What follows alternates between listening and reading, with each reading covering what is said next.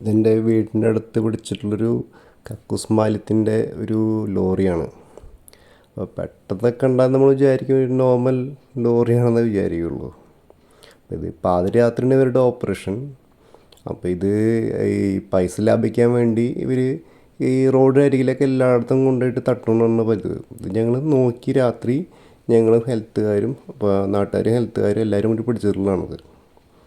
പോലീസും ഉണ്ടായിരുന്നു. അപ്പോൾ ഈ വണ്ടിക്ക് നോർമൽ നോക്കി കഴിഞ്ഞാൽ ഓക്കെ സാധാരണ പെട്ടെന്ന് നോക്കി കഴിഞ്ഞാൽ ഒരു സാധാരണ വെള്ളം വണ്ടി അങ്ങനെ നമ്മൾ വിചാരിക്കുള്ളൂ, കണ്ടു കഴിഞ്ഞാൽ അങ്ങനെയാണ് വിചാരിക്കുള്ളൂ. ഇതിൻ്റെ ഇതൊക്കെ നോക്കി കഴിഞ്ഞാൽ ഒരു വ്യത്യാസം നമ്മൾ പെട്ടെന്ന് കാണില്ല. ഈ സാധനം നമ്മൾ നോക്കിയാൽ ഇപ്പോൾ ഇതിൻ്റെ ഇതൊക്കെ കണ്ട ലോക്ക്ഡാണ് ഒക്കെ ഇതൊന്നല്ല മെയിൻ സാധനം. ഇതിൽ കൂടി നല്ല മാലിന്യം തള്ളുന്നതിൻ്റെ സൈഡിലായിട്ടൊരു സാധനമുണ്ട്.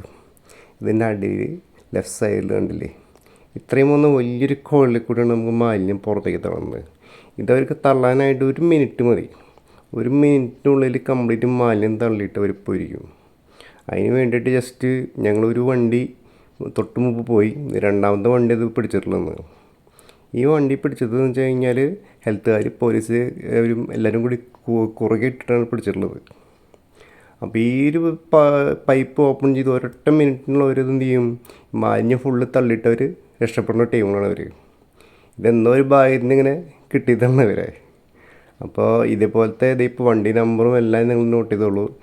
ഇതുപോലെ ഇനിയും പല വണ്ടികളുണ്ടാവും. അപ്പോൾ ഈ സാധനം നിങ്ങൾ ആ പൈപ്പ് കണ്ടാൽ അപ്പോൾ തന്നെ നിങ്ങൾ കരുതി വെച്ചോളൂ അത് മാലിന്യം തള്ളുന്ന വണ്ടിയാണെന്ന്. ഓക്കെ, ശരി എന്നെല്ലാവർക്കും.